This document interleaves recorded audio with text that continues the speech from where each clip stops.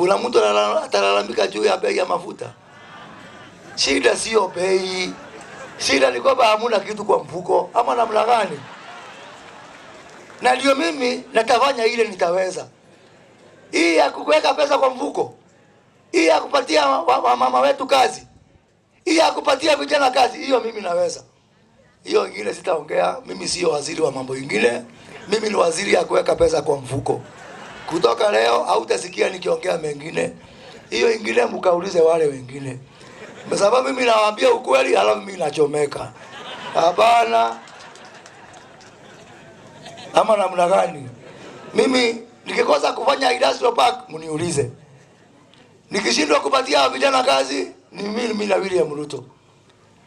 Masoko ya bidhaa yenu kikosekana mniulize mimi. Mimi yangu inaishia hapo.